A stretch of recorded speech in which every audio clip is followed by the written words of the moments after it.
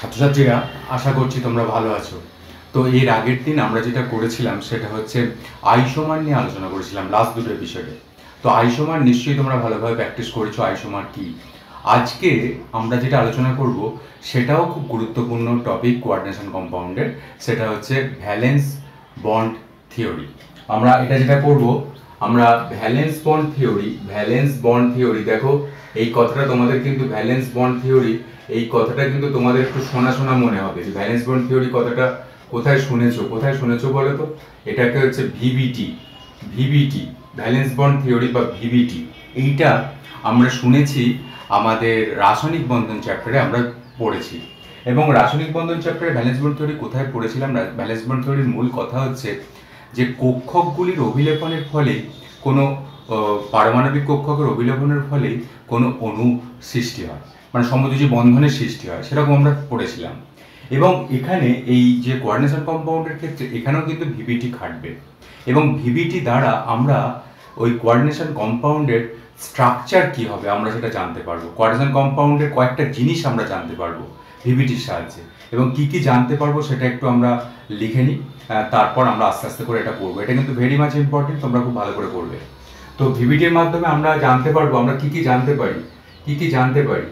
জানতে পারি তার হাইব্রিডাইজেশন, তার সংকরায়ন, মানে কী কী জানতে পারি কোঅর্ডিনেশন কম্পাউন্ড সম্বন্ধে। এক নম্বর হচ্ছে তার হাইব্রিডাইজেশন বা সংকরায়ন, হাইব্রিডাইজেশনের ব্যাপারটা আমরা জানতে পারি। দু নম্বর হচ্ছে তার স্ট্রাকচার, তার গঠন আমরা জানতে পারি, আমরা গঠন জানতে পারি। তিন নম্বর আমরা যেটা জানতে পারি সেটা হচ্ছে ম্যাগনেটিক বিহেভিয়ার মানে ম্যাগনেটিক বিহেভিয়ার।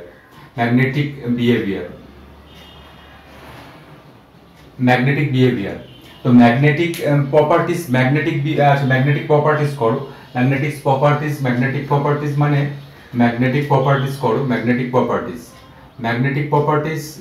কি? ম্যাগনেটিক প্রপার্টিস মানে হচ্ছে যে সেই জটিল যৌগটা ডায়াম্যাগনেটিক না প্যারাম্যাগনেটিক। তো এই ম্যাগনেটিক প্রপার্টিসের মধ্যে কি কি আসবে? ডায়াম্যাগনেটিক না প্যারাম্যাগনেটিক, নাকি প্যারাম্যাগনেটিক, কোনটা হবে কিন্তু আমরা জানতে পারবো, ডায়াম্যাগনেটিক না প্যারাম্যাগনেটিক। ডায়াম্যাগনেটিক হলে কি হবে? সবকটা পেয়ার্ড ইলেকট্রন থাকবে, এটা হচ্ছে ডায়াম্যাগনেটিক। তোমরা সবগুলো কপি করবে, খুব সোজা।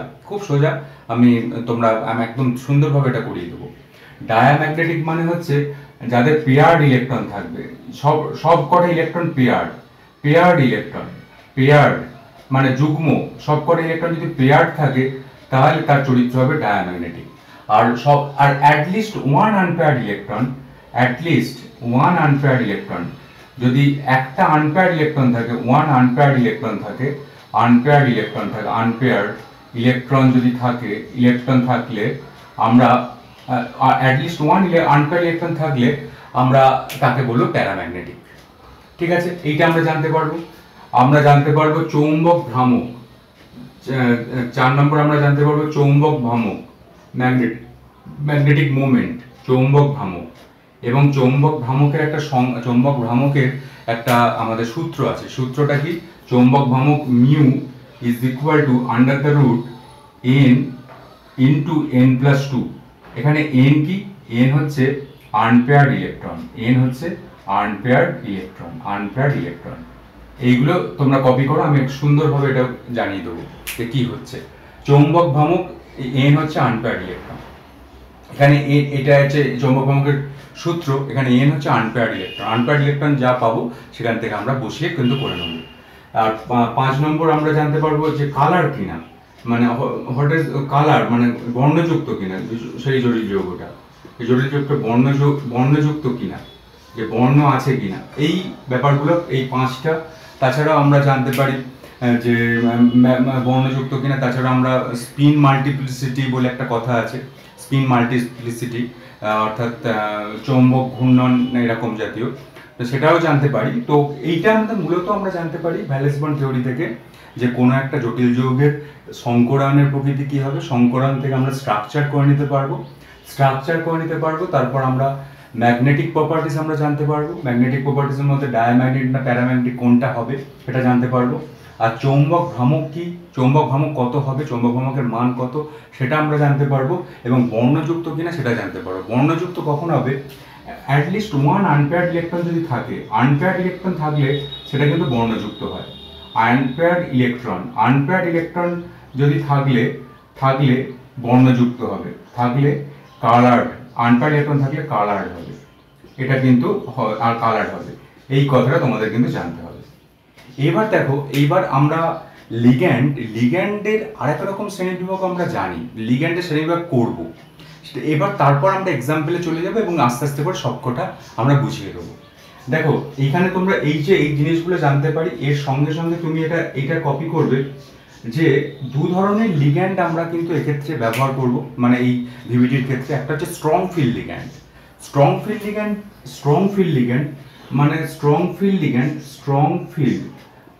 মানে তীব্র লিগ্যান্ড, যেটা স্ট্রং ফিল্ড লিগ্যান্ড।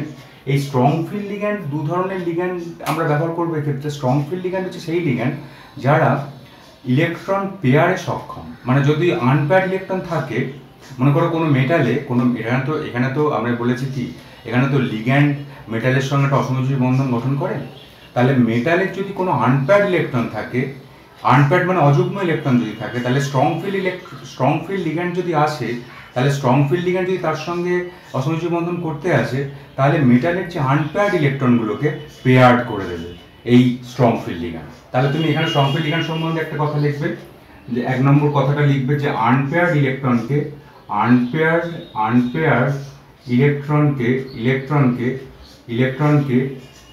পেয়ার করে দেবে।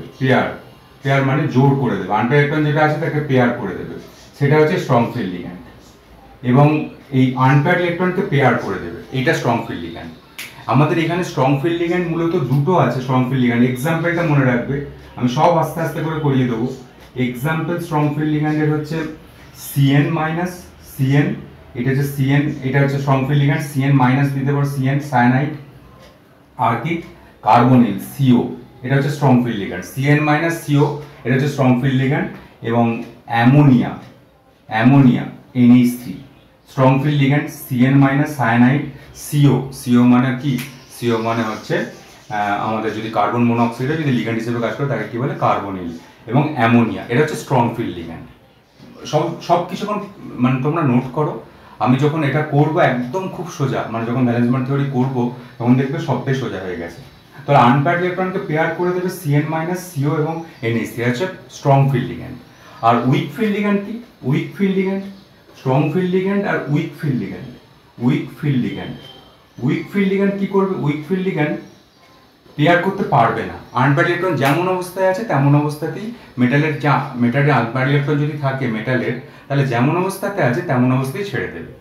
অর্থাৎ এরা উইক ফিল্ড লিগ্যান্ড পেয়ার করতে পারবে না, এইটা পেয়ার করতে পারবে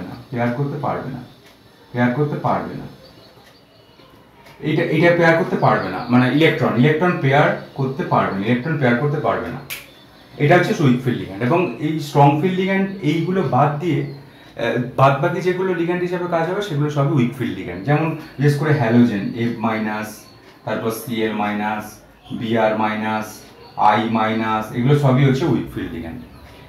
এবং জলও উইক ফিল্ড লিগ্যান্ড, আর একটা কথা বলি, দেখো CN মাইনাস CO এরা কিন্তু স্ট্রং ফিল্ড লিগ্যান্ড হিসেবে একদম বহু স্বীকার্য, মানে হবেই স্ট্রং ফিল্ড লিগ্যান্ড। অ্যামোনিয়া অনেক ক্ষেত্রে কিন্তু উইক ফিল্ড লিগ্যান্ড হিসেবেও কাজ করে, আমরা উদাহরণের মাধ্যমে আমরা দেখিয়ে দেবো। অ্যামোনিয়া কিন্তু অনেক জায়গাতে উইক ফিল্ড লিগ্যান্ড হিসেবেও কাজ করে, এর চরিত্রটা একটু উইক ফিল্ড লিগ্যান্ড হিসেবেও কাজ করবে। উইক ফিল্ড লিগ্যান্ড মানে ইলেকট্রন পেয়ার আপ করতে পারবে না। তাহলে দেখো আমরা ভ্যালেন্স বন্ড থিওরি সম্বন্ধে এই জিনিস জানতে পারবো, এবং ভ্যালেন্স বন্ড থিওরি নিয়ে ভ্যালেন্স বন্ড থিওরিতে আমরা কিন্তু এই স্ট্রং ফিল্ড লিগ্যান্ড আর উইক ফিল্ড লিগ্যান্ড কাকে বলে সেটা কিন্তু আমরা জেনে গেছি। স্ট্রং ফিল্ড লিগ্যান্ড কাকে বলবো আর উইক ফিল্ড লিগ্যান্ড কাকে বলবো। এবার দেখো ভ্যালেন্স বন্ড থিওরিতে অনেক কথা বলে দেওয়া আছে, কিন্তু আমি একদম টোটালি এক্সাম্পলে চলে যাব, এবং এক্সাম্পলে গিয়ে আমি একের পর একটা খুব সুন্দর করে এবার তোমরা নিজেরাই করতে পারবে। দেখো কিভাবে করি।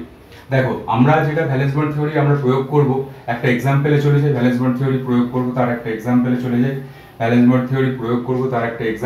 যাই, সেই এক্সাম্পলটা হচ্ছে দেখো কোঅর্ডিনেশন সংখ্যা 6 এর ক্ষেত্রে সিএন আমরা প্রথমে করব কোঅর্ডিনেশন নাম্বার 6, কোঅর্ডিনেশন নাম্বার 6 এর ক্ষেত্রে, কোঅর্ডিনেশন নাম্বার 6 এর ক্ষেত্রে, কোঅর্ডিনেশন নাম্বার 6 এর ক্ষেত্রে আমরা ভ্যালেন্স থিওরি বার করব। কোঅর্ডিনেশন নাম্বার কাকে বলে নিশ্চয়ই জানো, যে লিগ্যান্ড মেটালকে কেন্দ্র করে লিগ্যান্ডের যতগুলো অসমযোজী বন্ধন থাকে তাকেই বলে কোঅর্ডিনেশন নাম্বার। সেই কোঅর্ডিনেশন নাম্বার 6 এর ক্ষেত্রে আমরা ভ্যালেন্স থিওরি প্রয়োগ করব।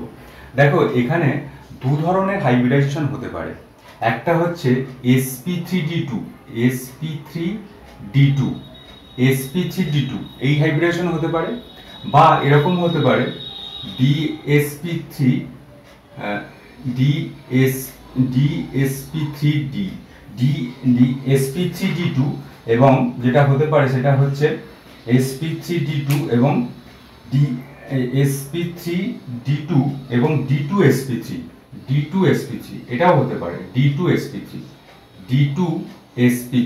এটাও হতে পারে। দু ধরনের হাইব্রিডেশন হতে পারে। sp3d2 দেখো এখানে একটা s কক্ষক ব্যবহার করবে, তিনটে p কক্ষক ব্যবহার করবে, দুটো d কক্ষক ব্যবহার করবে। দেখো এটা 6 আসছে কিনা, এক s এর কক্ষক যদি এক আসে একটা s, p এর হচ্ছে তিনটে আর d এর হচ্ছে দুটো, তাহলে sp3d2 এটা 6টা কক্ষক ব্যবহার করবে। আর d2sp3 দেখো 2 1 3 4 5 6 d2sp3 হতে পারে। সব ক্লিয়ার হয়ে যাবে, তুমি একটু আস্তে আস্তে করে দেখো। কোঅর্ডিনেশন নাম্বার 6 এর ক্ষেত্রে দু ধরনের সংকরণ হতে পারে, sp3d2 হতে পারে, d2sp3 হতে পারে। এবং সবথেকে বড় বৈশিষ্ট্য হচ্ছে এদের দুজনেরই স্ট্রাকচার হবে অক্টাহেড্রাল, অক্টাহেড্রাল। অর্থাৎ কোঅর্ডিনেশন নাম্বার 6 যখন হবে তখন তার স্ট্রাকচার হবে অক্টাহেড্রাল, একদম নিশ্চিত। অর্থাৎ অক্টাহেড্রাল স্ট্রাকচারটা আমরা এঁকে দেখাবো অক্টাহেড্রাল স্ট্রাকচার কিরকম হয়। এবং কিন্তু আমরা খুঁজতে হবে যে হাইব্রিডাইজেশনটা কি হবে, sp3d2 না d2sp3। এটা হচ্ছে সংকরায়ন বা হাইব্রিডাইজেশন, সংকরায়ন যে sp3d2 হবে না d2sp3 হবে, এটা তোমার চোখের সামনে থাকবে। এইবার দেখো আমরা আস্তে আস্তে করে চলে যাই। ধরো একটা কোঅর্ডিনেশন কম্পাউন্ডের যে কোঅর্ডিনেশন স্ফিয়ারটা হচ্ছে এইটা দিয়েছে, SCH2O হোল 6 প্লাস 2 এই আয়নটা দিয়েছে। এটা দেখো এটা তো কোনো কোঅর্ডিনেশন কম্পাউন্ড না, এটা কোঅর্ডিনেশন স্ফিয়ার যুক্ত একটা আয়ন, অর্থাৎ কোঅর্ডিনেশন স্ফিয়ার যুক্ত একটা আয়ন দিয়েছে। এই যে আয়নটার এখানে যদি Cl2 বসিয়ে দাও তাহলেই তোমার কোঅর্ডিনেশন কম্পাউন্ড হয়ে যাবে, কিন্তু এখানে আয়নটা দিয়েছে। তো এই আয়নটার বার করতে বলেছে, এই আয়নটা সংকরায়নের প্রকৃতি কি হবে। তাহলে দেখো এই আয়নটার আমরা কি বার করব, সংকরায়ন কি হবে, তার স্ট্রাকচার কি হবে, যেগুলো আমরা জানতে পারি, তার ম্যাগনেটিক বিহেভিয়ার কি হবে, তার চৌম্বক ভ্রামক কি হবে, এবং কালারযুক্ত বর্ণযুক্ত হবে কিনা, এইটা আমাদের খুঁজতে হবে। দেখো প্রথম কাজ আমরা আস্তে আস্তে করে করি যে কি কাজ করব। ফার্স্ট স্টেপ নাম্বার 1 আমরা কি করব, প্রথমে এই স্ক্যান্ডিয়ামের স্টেপ 1, আমি এটা স্টেপ 1 করছি, স্টেপ 1 আমরা স্ক্যান্ডিয়ামের ইলেকট্রন বিন্যাস করব। স্ক্যান্ডিয়ামের ইলেকট্রন বিন্যাস করব। স্ক্যান্ডিয়ামের পরমাণু ক্রমাঙ্ক হচ্ছে 21, ডি ব্লকে এটা ভালো করে পড়তে হবে। স্ক্যান্ডিয়ামের পরমাণু ক্রমাঙ্ক হচ্ছে 21, এবং এর যদি ইলেকট্রন বিন্যাস করি তাহলে কি হবে, দেখো আর্গন 4s2 3d1, এইটা হচ্ছে আর্গন, এটা হচ্ছে স্ক্যান্ডিয়াম, এটা হচ্ছে সেন্ট্রাল মেটাল অ্যাটম, এখানে কি স্ক্যান্ডিয়াম ইলেকট্রন বিন্যাস করলাম। এবার এইখানে দ্বিতীয় স্টেপে যেটা হবে সেটা হচ্ছে স্ক্যান্ডিয়ামের চার্জ নির্ণয় করো। স্ক্যান্ডিয়ামের এখানে চার্জ কত, তো দ্বিতীয় স্টেপে এখানে সেন্ট্রাল মেটাল অ্যাটমের চার্জ নির্ণয়, সেন্ট্রাল মেটাল অ্যাটমের চার্জ নির্ণয় করো, চার্জ নির্ণয়। তো এখানে সেন্ট্রাল মেটাল অ্যাটমের চার্জ কত, দেখো এখানে যদি আমি x ধরি আর H2O, এটা তো H2O তো প্রথম লিগ্যান্ড, তাহলে H2O চার্জ কত হবে 0, তাহলে 6টা যদি H2O থাকে তাহলে 0 চার্জ হবে। তাহলে x সমান কত, x সমান হচ্ছে 2, তাহলে এখানে SC এর উপর চার্জ কত আসবে, +2, SC এর উপর চার্জ কত আসবে, +2, এটাই তো হচ্ছে, SC এর উপর চার্জ হচ্ছে +2 স্ক্যান্ডিয়ামের উপর। এবার এই Sc2+ এর ইলেকট্রন বিন্যাস নির্ণয় করো। Sc2+ এর ইলেকট্রন বিন্যাস হলে কি হবে, এই যে দুটো এখানে Sc থেকে দুটো ইলেকট্রন বেরিয়ে গেলে তবে তো Sc2+ আসবে, সেই Sc2+ ইলেকট্রন বিন্যাস কি হবে, দেখো দুটো ইলেকট্রন কোথা থেকে বেরোবে, দুটো ইলেকট্রন বেরোবে এই প্রথমে বেরোবে 4s, প্রথমে 4s2 থেকেই বেরোবে, কারণ 4s হচ্ছে এদের বাইরের কক্ষক, যখন ইলেকট্রন এই ডি ব্লকে যখন ইলেকট্রন প্রবেশ করবে তখন 3D-তে লাস্টে ঢুকবে, কিন্তু যখন ইলেকট্রন বেরোবে তখন বাইরের কক্ষক থেকে বেরোবে। বাইরের কক্ষক এখানে কে? বাইরের কক্ষক হচ্ছে 4s। তাহলে 4s থেকে ইলেকট্রন বেরোবে। কত ইলেকট্রন বেরোবে? দুটো ইলেকট্রন বেরোবে। তো দুটো ইলেকট্রন যদি বেরোয় তাহলে ইলেকট্রন বিন্যাস কি হবে? ইলেকট্রন বিন্যাস হবে আর্গন, আর্গন 3d1 থেকে যাবে, 3d1, argon 3d1, argon 3d1 থেকে গেল, কিছু অসুবিধা নেই, কারণ এখানে আর্গন 3d1 দুটো ইলেকট্রন বেরিয়ে গেলে তাই হয়। কিন্তু তুমি এখানে লিখে দেবে যে 4s এগুলো খালি আছে সেটা দেখার জন্য তুমি লিখে দেবে 4s0, আর 3d 4s এর পরে কি আসবে? 3d 4s এর পরে আসবে 4p, 4p0, এবং 4p এর পরে আসবে 4d, 4d0। এটা লিখে দেবে তোমার পছন্দ মতো, এটা তুমি তোমার এটা লিখে দিতে বলছি যে 4s0, 4p0, 4d0 লিখে দিলে। তাহলে এবার স্টেপ 3, এবার স্টেপ 3, এবার স্টেপ 3 দেখো এবার কি করি। এবার স্ক্যান্ডিয়ামের যে এই যে ডি অরবিটালের যে ইলেকট্রনটা আছে সেই ইলেকট্রনটাকে তোমার কক্ষক এঁকে প্রকাশ করতে হবে, এবং 4s 4p 4d-তে যে ইলেকট্রন নেই সেগুলোও কিন্তু একটা কক্ষক এঁকে প্রকাশ করে দিতে হবে। তাহলে থার্ড স্টেপে 3-তে কি হবে? এখানে sc3+ এর ইলেকট্রন বিন্যাসে আমি দেখাবো sc3+ ইলেকট্রন বিন্যাসটা আমি দেখিয়ে দেবো একদম আঁকার মাধ্যমে। কিরকম দেখো 3D-তে কটা আছে, 3D-র কক্ষক কটা তোমরা সবাই জানো, 3D-র কক্ষক হচ্ছে 5টা, 1 2 3 4 5। এবার 4s এর কটা? 4s এর একটা। 4p-র কটা? 4p-র 3টে, 4p-র 3টে, 4p-র 3টে, 1 2 3, 1 2, আচ্ছা 1 2 3 করে দিচ্ছি। আর4d-র কটা? 4d-রও 5টা, 4d-র 5টা, 1 2 3 4 5। এইটা কি লিখলে? এইটা হচ্ছে 3d, এইটা কি? এটা হচ্ছে 4s, এইটা কি? 4p, আর এটা কি? 4d করলে। এবার sc3+ ইলেকট্রন বিন্যাস কি হবে? ইলেকট্রন বিন্যাস 3d1, 3d1 মানে কোনখানে? এইটা হচ্ছে 3d1, এই হচ্ছে 3d1, এই হচ্ছে 3d1, এই মানে 3d1 মানে একটা ইলেকট্রন এখানে থাকবে 3d1 এর ক্ষেত্রে। এইবার দেখো এখানে কোন লিগ্যান্ড অ্যাপ্রোচ করবে? জল অ্যাপ্রোচ করবে। তো জল যদি অ্যাপ্রোচ করে, জল কি লিগ্যান্ড? জল হচ্ছে উইক ফিল্ড লিগ্যান্ড, এবং এখানে একটাই ইলেকট্রন আছে, এখানে কোনো পেয়ার আপের কোনো ঘটনা ঘটার কোনো পেয়ার আপ আর কিভাবে হবে? পেয়ার আপ ঘটনার কোনো চান্সই নেই।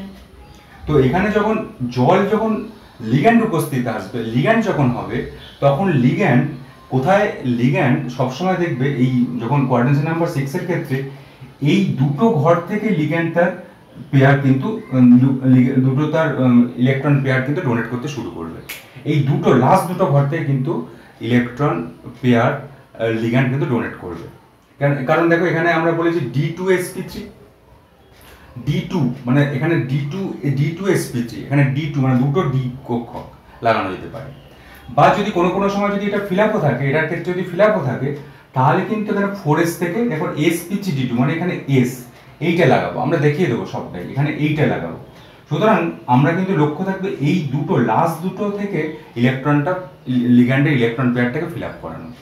এবার দেখো এবার স্টেপ 4, এবার যখন জল আসছে স্টেপ 4 এ কি হবে? যে উইক ফিল্ড লিগ্যান্ড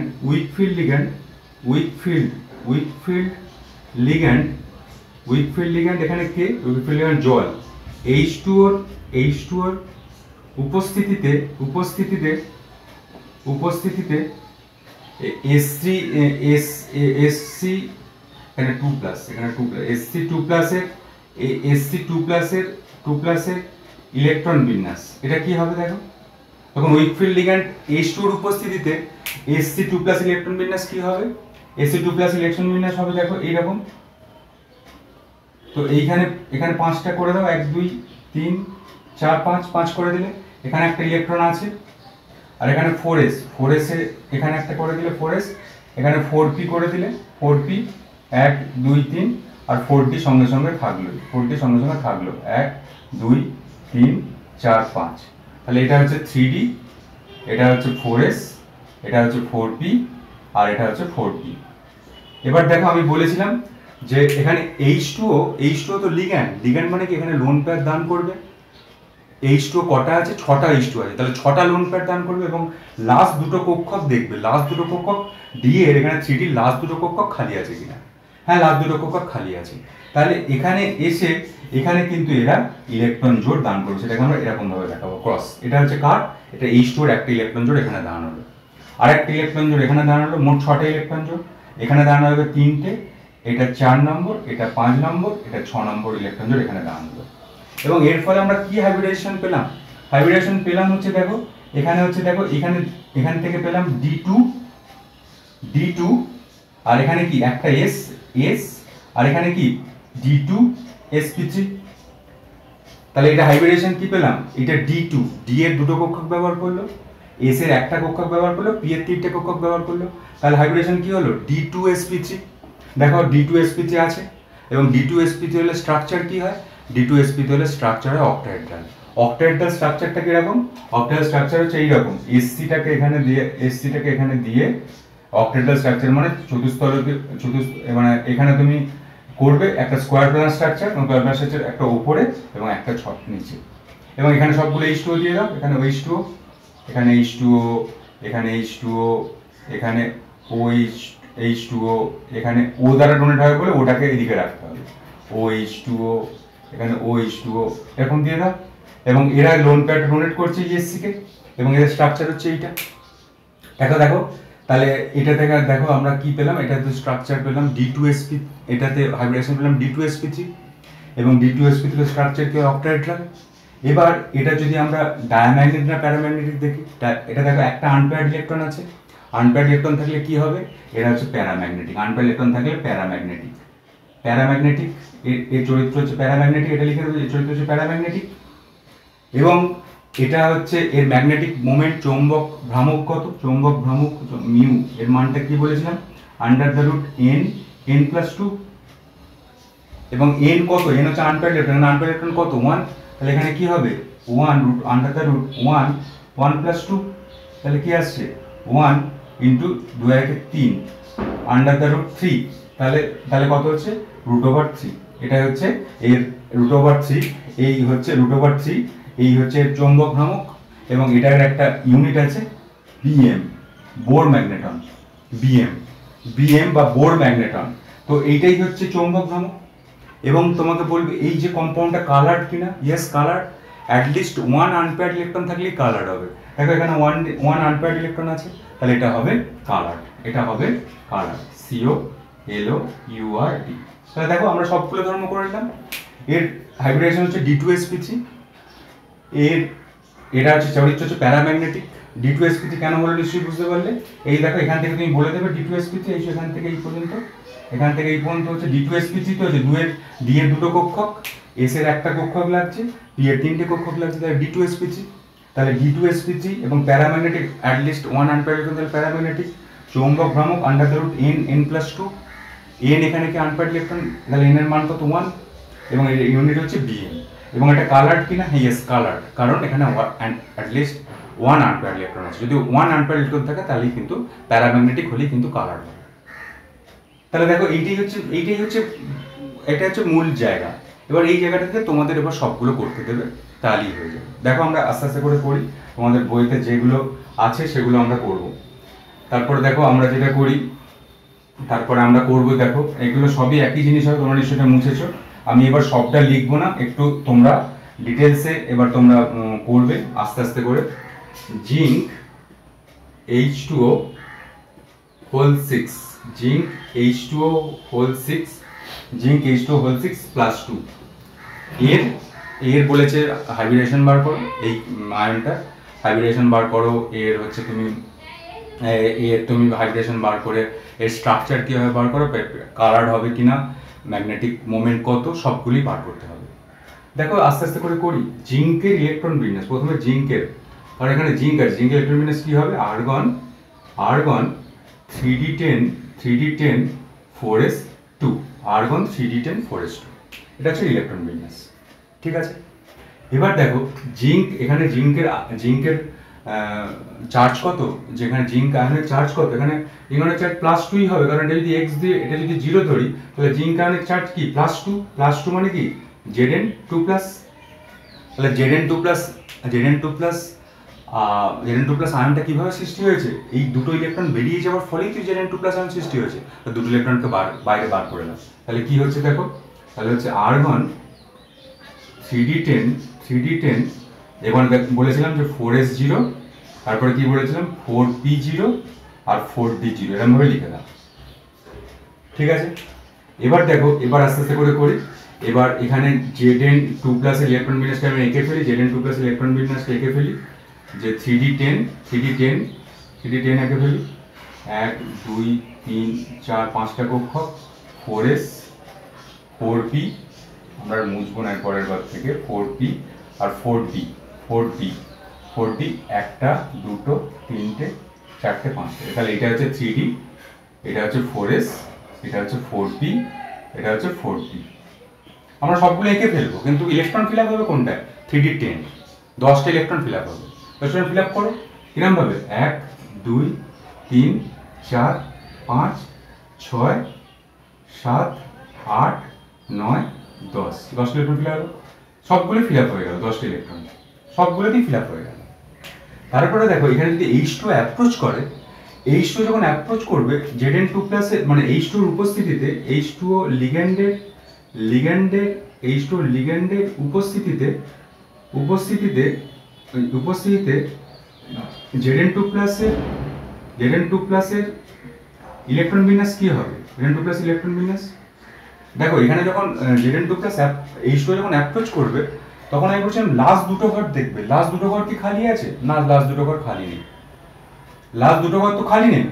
তাহলে লাস্ট দুটো ঘর যেহেতু খালি নেই, তাহলে Zn2+ কিন্তু মানে H2O লিগ্যান্ডের যে আনপেয়ার্ড ইলেকট্রন, সেই আনপেয়ার্ড ইলেকট্রন কিন্তু এখানে আসতে পারবে না। কোথায় আসবে? এইখান থেকে কিন্তু পেয়ারিংটা শুরু করবে। মানে পেয়ারিংটা শুরু করবে বলতে এখান থেকে কিন্তু অসমযোজী বন্ধনটা শুরু করবে। তাহলে এখান থেকে করো, তাহলে এটা কি হচ্ছে, এটা করো। এখানে 3d10 তো হয়ে গেল, এখানে 3d10 যেমন দেখিয়ে দিলে 3d10 4 5, 3d10 1 2 3 4 5 6 7 8 9 10, 10টা ইলেকট্রন হয়ে গেল। এবার যখন H2 লিগ্যান্ড আসছে, লিগ্যান্ড তো এখানে লাস্ট দুটো ঘর যখন ফিল আপ, তখন কিন্তু সে শুরু করবে 4s থেকে, তো অসমযোজী বন্ধনটা শুরু করবে। 4s 4p এবং 4d 6টা দেবে, 6টা 1 2 4p তে 3টে আছে, 1 2 3 1 2 3 4 5, 5টা ঘর আছে। তাহলে 4s 4p এবং 4d, এই হচ্ছে এটা পড়ে আছে। এবং এখানে লিগ্যান্ড আসবে এবং অসমযোজী বন্ধন সৃষ্টি করবে মেটালের সঙ্গে। অসমযোজী বন্ধনটা কোথা থেকে? 4s থেকে। 4s থেকে কিরকম হবে দেখো, এইখানে একটা জোড়া এলো, 6টা আসবে, এখানে এক জোড়া, এখানে এক জোড়া, এখানে এক জোড়া, 3 হয়ে গেল, 4 5 6, 6টা ইলেকট্রন জোড় দান করে দিয়ে তোমার এখান থেকে একটা সংকরায়ন হয়ে যাবে, হাইব্রিডেশন হয়ে যাবে। এবং হাইব্রিডেশনে কোন কে পার্টিসিপেট করলো দেখো, এস কক্ষক কটা? একটা। পি কক্ষক কটা? 3টে। আর ডি কক্ষক কটা? 3। ডি কক্ষক হচ্ছে 1 2 3 4 5, sp3 এখানে 4s, এখানে যেটা আসছে, আচ্ছা এখানে যেটা হচ্ছে সেটা হচ্ছে 1 2 3 4 5, এখানে 4d, হ্যাঁ এটাই হবে। দেখো 4s হচ্ছে একটা। দেখো আমাদের মোট 6টা ইলেকট্রন পেয়ার গঠন হবে। তো 4s এ একটা, এই 4p তে 3টে, 3 আর 4, আর 4d তে 2টো, 5 6। তাহলে দেখো এখানে হাইব্রিডেশন কি হচ্ছে? হাইব্রিডেশন হচ্ছে s এর একটা, p এর 3টে sp3, আর d এর কটা? d এর 2টো sp3d2। তাহলে এই হাইব্রিডেশন সংকরণ কি হবে? sp3d2। তাহলে sp3d2 সংকরণে স্ট্রাকচার কি হবে? অক্টাহেড্রাল। তাহলে sp3d2 আমরা পাচ্ছি, sp3d2 স্ট্রাকচার হচ্ছে অক্টাহেড্রাল, অক্টাহেড্রাল স্ট্রাকচার। এবার দেখো এটা কি ডায়াম্যাগনেটিক না প্যারাম্যাগনেটিক? সবকটা ইলেকট্রন কিন্তু পেয়ার্ড অবস্থায় আছে। যদি পেয়ার্ড অবস্থায় থাকে, যুগ্ম অবস্থায় থাকে, তাহলে কি হবে? ডায়াম্যাগনেটিক। এটা হচ্ছে diamagnetic. Magnetic moment mu is equal two কি? n+2। এখানে n এর মান কত? n এর মান হচ্ছে, দেখো আনপেয়ার্ড ইলেকট্রন আছে, আনপেয়ার্ড ইলেকট্রন নেই, তাহলে ম্যাগনেটিক মোমেন্টের মান কত? ম্যাগনেটিক মোমেন্টের মান 0 হবে। এবং এইটা কি আনপেয়ার্ড ইলেকট্রন যদি না থাকে, তাহলে সেটা কালারলেস হবে, এটার কোনো কালার থাকবে না। যদি আনপেয়ার্ড ইলেকট্রন থাকে তাহলে ডিটি ট্রানজিশন ঘটানো সম্ভব, ডি ব্লকে পড়বে বা পড়ে এসেছো। তো আনপেয়ার্ড ইলেকট্রন যদি থাকে তবেই কিন্তু ডিটি ট্রানজিশন ঘটবে। ডিটি ট্রানজিশন বলে একটা কথা, ডিটি ট্রানজিশন হয়। তো এটার যে আনপেয়ার্ড ইলেকট্রন নেই, আনপেয়ার্ড ইলেকট্রন না হলে ডিটি ট্রানজিশন হবে না, তাহলে এটা হবে কালারলেস, এটা হবে কালারলেস। ব্যাস এই তো জিনিস, কালারলেস। ব্যাস এইগুলো করবে তাহলেই হয়ে যাবে। এখানে হয়ে গেল, এটা হয়ে গেল ZnH2, এটা কমপ্লিট হয়েছে। ঠিক আছে, এটা ভালো করে করবে, এই হচ্ছে কথা। আচ্ছা, এরপরে দেখো, এরপরে আমি আরেকটা করব, এগুলো সব রেখে দিই, এগুলো প্রয়োজন অনুযায়ী আমরা ব্যবহার করব। এবার দেখো যেটা করব,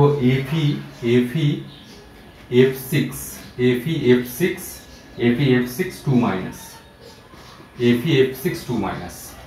তাহলে এখানে সেন্ট্রাল মেটাল এইটার আমার বার করতে হবে, সব রকম সংকরায়ন কি, হাইব্রিডেশন বা সংকরায়ন কি, তার স্ট্রাকচার কি, কালার কি না, ডাইপোল ম্যাগনেটিক মোমেন্ট কত, কালার এই মানে তার হচ্ছে ডায়াম্যাগনেটিক না প্যারাম্যাগনেটিক, সবগুলো বার করতে হবে। FeF6 2 minus. তুমি Fe ইলেকট্রন বিন্যাস করো, Fe পরমাণু ক্রমাঙ্ক হচ্ছে 26 যদি করো, এখানে কি হবে 3d, এখানে হচ্ছে 4s2 আর 3d 6, এটা হচ্ছে 26। আর্গন হচ্ছে 18, 4s2 20 আর 6 26।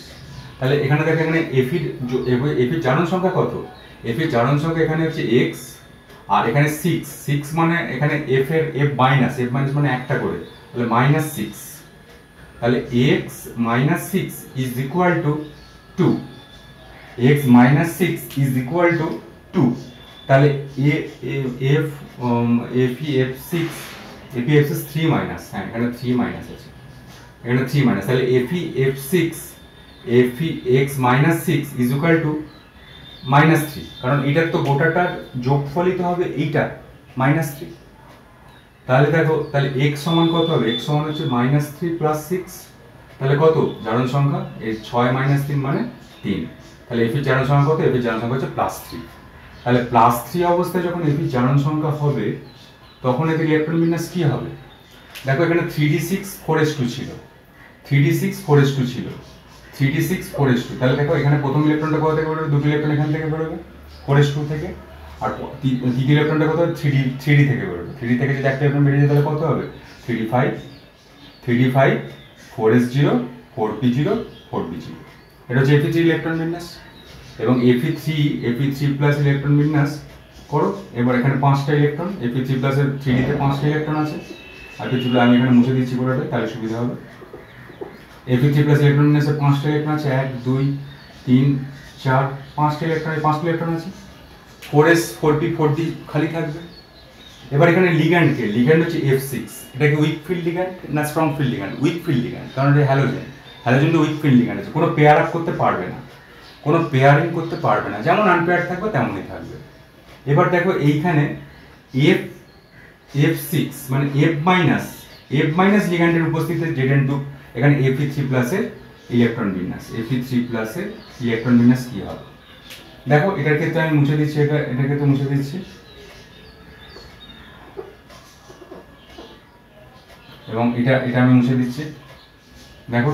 এবং এখানে F3 প্লাসের, এখানে দেখো এখানে 5টা তো এখানে রয়েই গেছে, 1 2 3 4 5 ইলেকট্রন তো রয়ে গেছে।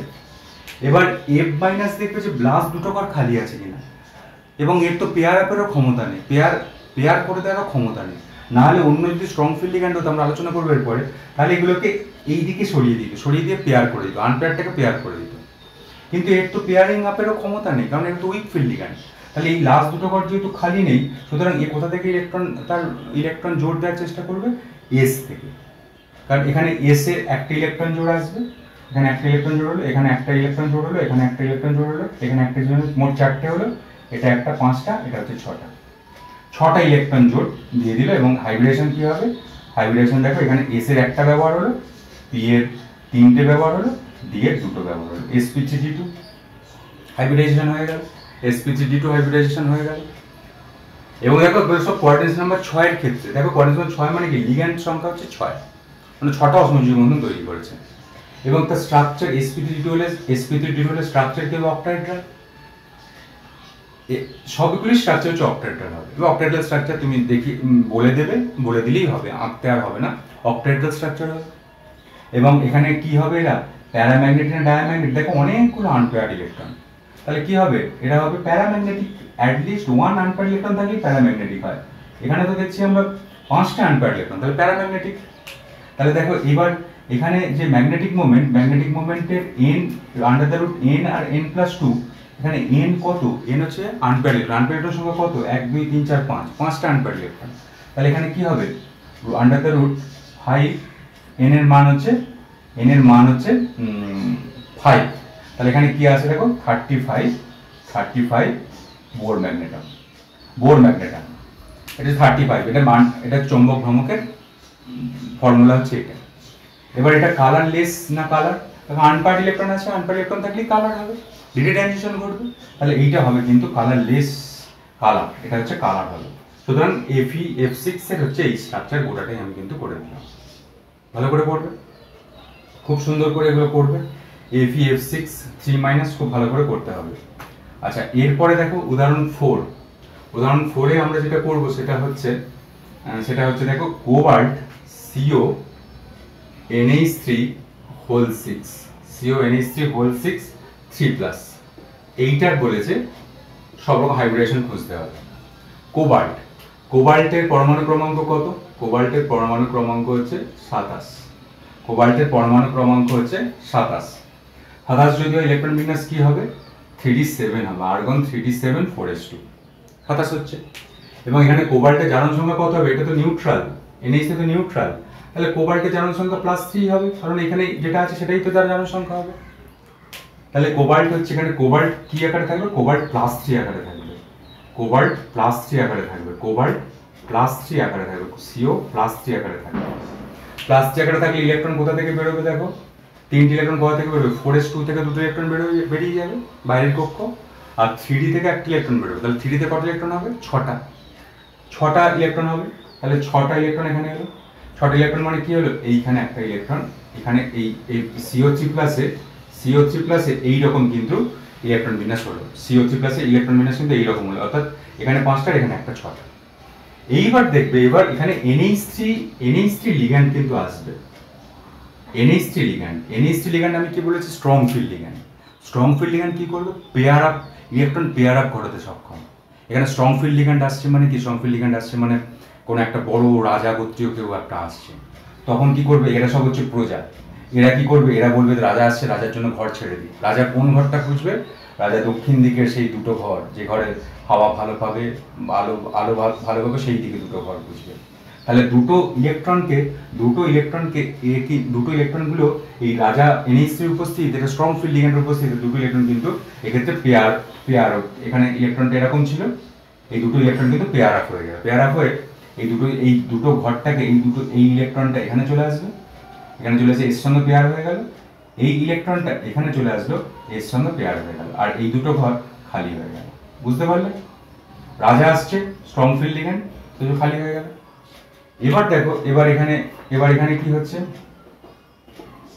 এবার এখানে NH3 এসে দেখছে যে আমার দুটো ঘর খালি আছে, NH3 স্ট্রং ফিল্ড লিগ্যান্ড, দুটো ঘর, লাস্ট দুটো ঘরের দিকে ওর লক্ষ্য, দক্ষিণ দিকের লাস্ট দুটো ঘর, তো আমি এক্সাম্পল মাধ্যমে বলছি, দক্ষিণ দিকে লাস্ট দুটো ঘর ওর পছন্দ, তো এসে দেখছে যে ও দুটো ঘর খালি আছে, তাহলে এখানেই আমি তাহলে আমার লোন পেয়ারগুলো ডোনেট করে দিই মেটালের সঙ্গে। লোন পেয়ার ডোনেট করো, এখানে একটা, 6টা লোন পেয়ার, এখানে একটা, 3টে 4টে 5টা 6টা লোন পেয়ার ডোনেট করে দিল। এবং এখানে হাইব্রিডেশন কি হবে, এটা তো 3D ছিল, তাহলে D এর কটা লাগছে, দেখো D এর দুটো, S এর একটা, আর P এর 3টে, তাহলে কি হবে হাইব্রিডেশন, D2sp3, একদমই কঠিন না। তাহলে হাইব্রিডেশন কি, D2sp3 হাইব্রিডেশন পাবো। তাহলে এখানে হাইব্রিডেশন কি পাবো, এর হাইব্রিডেশন তোমাদের লিখতে হবে, হাইব্রিডেশন পাবো D2sp3 হলো স্ট্রাকচার হবে অক্টাহেড্রাল, কোনো অসুবিধা নেই। এবার দেখো এটাতে ম্যাগনেটিক বিহেভিয়ার কি হবে, প্যারাম্যাগনেটিক না ডায়াম্যাগনেটিক, দেখো এটাতে কোনো আনপেয়ার্ড ইলেকট্রন নেই, আনপেয়ার্ড ইলেকট্রন না থাকলে এটা অবশ্যই হবে কিন্তু ডায়াম্যাগনেটিক, এটা কিন্তু ডায়াম্যাগনেটিক রূপে ট্রিট হবে, ডায়াম্যাগনেটিক, এটা কোনো আনপেয়ার্ড ইলেকট্রন নেই, আনপেয়ার্ড ইলেকট্রন না থাকলে ডায়াম্যাগনেটিক। আর এর ম্যাগনেটিক মোমেন্ট, আনপেয়ার্ড ইলেকট্রন তো কোনো নেই, তাহলে n এর মান কত, n এর মান 0, n এর মান যদি 0 হয় তাহলে ম্যাগনেটিক মোমেন্টের মান কত হবে, ম্যাগনেটিক মোমেন্টের মান হবে 0। n এর মান যদি আনপেয়ার্ড ইলেকট্রন যদি নেই তো ম্যাগনেটিক মোমেন্টের মান হচ্ছে 0। আর একটাও আনপেয়ার্ড ইলেকট্রন নেই, আনপেয়ার্ড ইলেকট্রন যদি না থাকে তাহলে সেটা কালারলেস হবে, অর্থাৎ ডিডি ট্রানজিশন ঘটবে না। তাহলে এটা কি হবে? কালারলেস। ব্যাস হয়ে গেল। দেখো একদম খুব ইন্টারেস্টিং ভাবে কিন্তু আমরা 4টে উদাহরণ কিন্তু আমরা দেখিয়ে দিলাম। এইগুলোই ভালো করে করতে হবে, ভালো করে করতে হবে। তো দেখো এরপরে আমরা যেটা করব CONH3 3+, খুব ভালো করে পড়বে এটা, CONH3 3+। এরপরে আমরা যেটা করব দেখো সেটা হচ্ছে CrNH3, এটা 5 নম্বর যেটা করব এটা হচ্ছে CrNH3 3+। আচ্ছা এখানে Cr যদি করি, Cr এর ইলেকট্রন বিন্যাস, Cr এর পরমাণু ক্রমাঙ্ক হচ্ছে 24 এবং ইলেকট্রন বিন্যাসে একটু ব্যতিক্রম আছে, তোমরা জানো যে এখানে হয় কি 3d5 কার্বন 3d5 4s1, এই ইলেকট্রন বিন্যাস হয় Cr এর। এবং দেখো এখানে Cr এর চার্জ কত হবে? +3 হবে। Cr এর চার্জ +3, Cr এর চার্জ যদি +3 হয় তাহলে ইলেকট্রন বিন্যাস কি হবে? ইলেকট্রন বিন্যাস হবে এখান থেকে একটা ইলেকট্রন বেরোবে আর এখান থেকে দুটো ইলেকট্রন বেরোবে, তাহলে +3 হচ্ছে। দুটো ইলেকট্রন যদি বেরোয় তাহলে এখানে কি হবে? 3d3। আচ্ছা 3d3, তাহলে 3d3 হলে তুমি দেখো এখানে কি সুন্দরভাবে হচ্ছে যে এখানে ক্রোমিয়াম 3 এর 3d3 মানে ইলেকট্রন কিরকম হবে? এই একটা, দুটো, তিনটে, 3d3 হয়ে গেল। এবার দেখো এবার এখানে কে অ্যাপ্রোচ করছে? অ্যামোনিয়া অ্যাপ্রোচ করছে। এখানে অ্যামোনিয়া হচ্ছে লিকুইড লিগ্যান্ড, অ্যামোনিয়ার দিকে এগোচ্ছে এবং অ্যামোনিয়া লিগ্যান্ডের NH3 লিগ্যান্ডের উপস্থিতিতে এখানে কার ইলেকট্রন বিন্যাস হবে? Cr3+। Cr3+ ইলেকট্রন বিন্যাস হবে।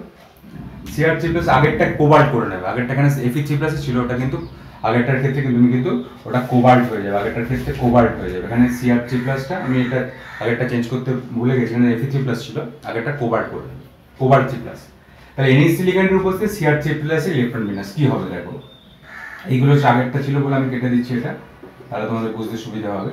এটা কেটে দিচ্ছি আমি এবং কেটে দিয়ে আমি এইগুলোটা মুছে দিচ্ছি। এবার দেখো এইখানে ইলেকট্রন কিরকম আছে, তো এইখানে ইলেকট্রন থাকবে এইরকম এইরকম এইরকম, 3টে ইলেকট্রন আছে।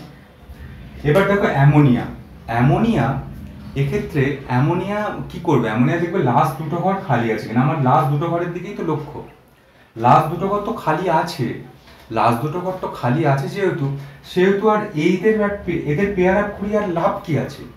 কারণ আমার তো লক্ষ্য দক্ষিণ দিকে দুটো ঘরে আমি যদি থাকতে পারি তাহলেই তো আমার ব্যাপারটা হয়ে যাচ্ছে। এদেরকে আর এক জায়গায় এরা কষ্ট করে থাকে কেন? সুতরাং এক্ষেত্রে NH3 কিন্তু অ্যামোনিয়া কিন্তু উইক ফিল্ড লিগ্যান্ড হিসেবেই কাজ করবে। উইক ফিল্ড লিগ্যান্ড মানে পেয়ার আপ করবে না। পেয়ার আপ যদি না করে তাহলে এখানে অ্যামোনিয়ার এখানে একটা ইলেকট্রন জোড় আসবে, এখানে দুটো, এটা 3টে, এটা 4টে, এটা 5টা, এটা 6টা, মোট 6টা ইলেকট্রন জোড় সে কিন্তু মেটালকে দিয়ে দিল। এবং এখানে হাইব্রিডেশন কি হবে? হাইব্রিডেশন হবে দেখো, এখানে হাইব্রিডেশন হবে D2sp3, কারণ এখানে D এর দুটো কক্ষক ব্যবহার হচ্ছে, S এর একটা কক্ষক ব্যবহার হচ্ছে, P এর 3টে কক্ষক ব্যবহার হচ্ছে, D2sp3। তাহলে এটা D2sp3। আরেকটা কথা আমার এতক্ষণ আমি বলিনি, যদি 3D যদি হাইব্রিডাইজেশনে যদি 3D ডিটা ব্যবহার হয় তাহলে তাকে আমরা বলবো ইনার অরবিটাল কমপ্লেক্স, অর্থাৎ অভ্যন্তরীণ ডি কমপ্লেক্স, কারণ এখানে ইনার অরবিটাল। আর যখন আমরা এখানে sp3 এটা D2sp3 করছি, D2sp3 হচ্ছে D2sp3 যাদের স্ট্রাকচার হবে তারা হচ্ছে ইনার অরবিটাল কমপ্লেক্স, কারণ ভেতরের 3Dটা ব্যবহার করা হচ্ছে। কিন্তু যখন sp3d2 হবে তখন কি outer orbital complex. Outer orbital complex মানে কি এখানে বাইরের ডি কক্ষকটা ব্যবহার হচ্ছে। তাহলে যখন sp3d2 হবে সেটা হচ্ছে outer orbital complex, outer orbital complex, এটা হচ্ছে sp3d2। আর যখন D2sp3 হবে তখন তার নাম হবে, তখন তার হচ্ছে ইনার অরবিটাল কমপ্লেক্স।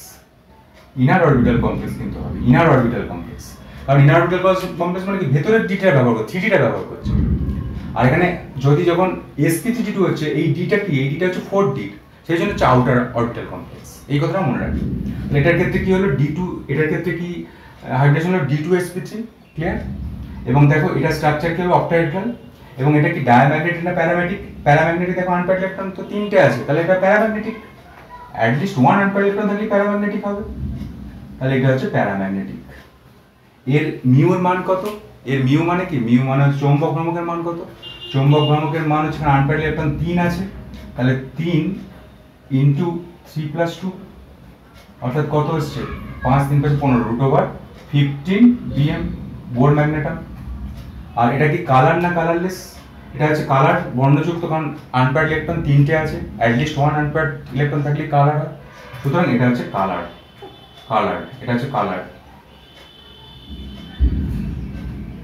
কালার, এটা হচ্ছে কালার। এটা হচ্ছে আনপেয়ার্ড, অ্যাট লিস্ট 1 ইলেকট্রন সিও, আর এটি কালার, এটা হচ্ছে কালার। কালার থাকবে। নিশ্চয়ই বুঝতে পারলে যে আমাদের এখানে আমি কি বলতে চাইছি। আচ্ছা, এরপর দেখো যেটা আমরা করব সেটা হচ্ছে দেখো NH3 আচ্ছা নিকেল NH3 হোল 6 2+, এইটা করব, নিকেল NH3 হোল 6 2+। তো দেখো এটার ক্ষেত্রে আমরা কি করব? এক্ষেত্রে আমরা নিকেলের ইলেকট্রন বিন্যাস করব। তো নিকেলের পরমাণু ক্রমাঙ্ক হচ্ছে 28, 28 হলে কি হবে? 3d8 4s2, এটা 28 হয়ে যাচ্ছে। এবার যদি এখানে নিকেল 2+ করি, তাহলে নিকেল 2+ এর এখানে নিকেলের জারণ সংখ্যা কত হচ্ছে? +2, তাহলে এখানে নিকেল +2 জারণ নিকেল +2 তুমি ইলেকট্রন বিন্যাস করো। নিকেল +2 যদি ইলেকট্রন বিন্যাস করো, 4s থেকে দুটো বেরিয়ে গেছে, তাহলেই হয়ে যাচ্ছে। আর 3d8 নিকেল +2 জারণ সংখ্যা হচ্ছে 3d8, মানে ইলেকট্রন বিন্যাস হচ্ছে এইটা। তাহলে এখানে নিকেল +2 ইলেকট্রন বিন্যাস কি হবে? নিকেল +2 ইলেকট্রন বিন্যাস কি হবে? 1 2 3 4 5 6 7 8 6 7 8 6 7 8, এটা হচ্ছে ইলেকট্রন বিন্যাস। 4s 4p খালি থাকবে। এবার দেখো, এবার NH3 লিগ্যান্ডের উপস্থিতিতে নিকেল 2+ ইলেকট্রন বিন্যাস কি হবে? Ni2+ ইলেকট্রন বিন্যাস কি হবে? তাহলে দেখো আমি প্রথমে দেখাচ্ছি তোমাদের যে কি আছে এখানে। এখানে এরকম আছে, এখানে 1 2 3 4 5 6 7 8 8টা ইলেকট্রন এখানে এইভাবে ফিল আপ আছে, এবং এখানে দুটো আনপেয়ার্ড ইলেকট্রন আছে। এক্ষেত্রে দুটো আনপেয়ার্ড ইলেকট্রন আছে। এবার যদি অ্যামোনিয়া অ্যাপ্রোচ করে, অ্যামোনিয়া দেখবে যে লাস্টের দুটো ঘরটা দেখবে, লাস্ট দুটো ঘর দেখবে, এদের পেয়ার আপ করার চেষ্টা করবে, কিন্তু পেয়ার আপ করে হবে কি? পেয়ার আপ করে তো কিছু লাভ নেই, এই দিকের ঘরগুলো তো ফিল আপ, এগুলো তো আর গাড়াগাড়ি করা যাবে না। আর এই দিকের যদি একটাও যদি আমি তুলে দিই, পেয়ার করে দিই, তাহলে তো লাস্ট দুটো ঘর খালি হচ্ছে না। তাহলে এ তখন কি করবে? তখন কিন্তু আর এখানে পেয়ার আপ করার আর চেষ্টাই করবে না, মানে অর্থাৎ NH3 তখন উইক ফিল্ড লিগ্যান্ড হিসেবে কাজ করবে। এবং তার ইলেকট্রনগুলো কোথায় দেবে? ইলেকট্রনগুলো 4s থেকে দেওয়ার চেষ্টা করবে। এই 4s এ একটা ইলেকট্রন জোড়, একটা দুটো তিনটে চারটে পাঁচটা ছটা। বুঝতে পারলে আমি কি বলেছি? দেখো এখানে 3d তো এখানে তিনটে ঘর ফিল আপ আছে, আর অ্যামোনিয়ার লক্ষ্য হচ্ছে লাস্ট দুটো ঘরে ইলেকট্রনকে পেয়ার আপ করতে হবে, কিন্তু লাস্ট দুটো ঘরে এই ইলেকট্রন কোথায় দেবে? এই দিকের ঘরগুলো তো ফিল আপ, আর এই ইলেকট্রনটাকে এখানে পেয়ার আপ করে লাভটা কি হবে? আমার তো দুটো ঘর তো হচ্ছে না খালি, তাহলে কি হবে? তাহলে এই দুটো ইলেকট্রনকে কিন্তু এখানেই রেখে দেবে, বলে তোমরা তোমার মতো থাকো, আমি 4s থেকে ঘর করতে শুরু করছি। তাহলে এখানে 4s একটা ইলেকট্রন জোড় দেবে, 4p তে 3টে দেবে, আর d তে দুটো দেবে। তাহলে এখানে হাইব্রিডেশন কি হবে? হাইব্রিডেশন হবে sp3d2, হাইব্রিডেশন হচ্ছে sp3d2। তাহলে sp3d2 হাইব্রিডেশনে কিন্তু আমরা এটা পেয়ে যাবো, sp3d2 হাইব্রিডেশন আমরা এটা পেয়ে যাবো। এবং sp3d2 হলে আমরা কি বলেছি? আউটার অরবিটাল কমপ্লেক্স, এটা হচ্ছে আউটার অরবিটাল কমপ্লেক্স হবে, কারণ 4d বাইরের 4dটা ব্যবহার করছে, আউটার অরবিটাল কমপ্লেক্স। এবং এটা স্ট্রাকচার কি অক্টাহেড্রাল, এটা প্যারাম্যাগনেটিক না ডায়াম্যাগনেটিক? অবশ্যই প্যারাম্যাগনেটিক, লাস্ট দুটো ইলেকট্রন কিন্তু আনপেয়ার্ড আছে, প্যারাম্যাগনেটিক। এবং এর হচ্ছে কি হবে? ম্যাগনেটিক মোমেন্ট কি হবে? ম্যাগনেটিক মোমেন্টের মান হবে এক্ষেত্রে √n+2, মানে এখানে কটা আনপেয়ার্ড ইলেকট্রন? দুটো, 2 আর 2+2, তাহলে কত হচ্ছে? দেখো 2 আর 2 4, 4 2 8, √8 8 ভোল্ট ম্যাগনেটাম। অর্থাৎ এখানে আনপেয়ার্ড ইলেকট্রন হচ্ছে 8 অর্থাৎ এখানে বোর ম্যাগনেটামের চৌম্বক ভ্রামকের মান হচ্ছে 8 হচ্ছে এখানে। এইভাবেই কিন্তু আমাদের করতে হবে। তোমরা এবার করো, এবং এটা কালার হবে, অবশ্যই আনপ্যাড ইলেকট্রন কালার হবে এটা। এইভাবেই করো। এরপরে আজকে এই পর্যন্ত করলাম। এরপরে আমরা আরও কয়েকটা জিনিস আছে এবং কোঅর্ডিনেশন নাম্বার 4 আছে, সেই কোঅর্ডিনেশন নাম্বার 4 এর ক্ষেত্রে বার করব, এবং এই কোঅর্ডিনেশন নাম্বার 6 এ আরও কয়েকটা ব্যতিক্রম আছে এবং আরও কয়েকটা আছে, সেটাও আমরা কিন্তু করব। আজকে এই পর্যন্ত করছি। এরপরে আমরা কিন্তু কোঅর্ডিনেশন নাম্বার 4 এবং আরও কিছু ডিটেলসে জানবো। তোমরা এই পর্যন্ত ভালো করে প্র্যাকটিস করো। আজকে এই পর্যন্ত। এরপর আমি নতুন ভিডিও নিয়ে আসছি। ধন্যবাদ।